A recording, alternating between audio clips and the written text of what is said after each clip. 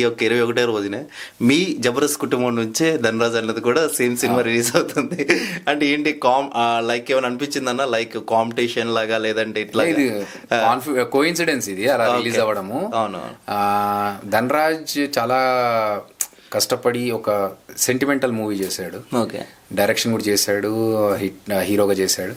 So Dhanraj చేస్తున్న concept వేరు total గా, మనది వేరు. ఓకే. మనది హారర్ సినిమా. ఓన్లీ నేను యాక్టింగ్ చేశాను దీంట్లో. సో ఇది పెద్ద కాంపిటీషన్ అనుకునే దానికి ఆయన తారక్ గారినా కాదు, నేను రామ్ చరణ్ కాదు.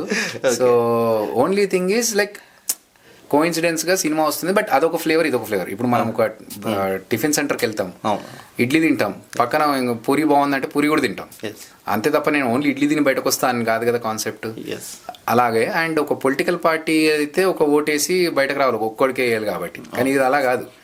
సో సాటర్డే ఒక సినిమా, ఫ్రైడే ఒక సినిమా చూసుకుంటే వాళ్ళ సినిమా బాగుండాలి, మన సినిమా బాగుండాలి. మన ఈ రెండు సినిమాలే కాదు, ఏ సినిమా అయినా సినిమా అంతా బాగుండాలి.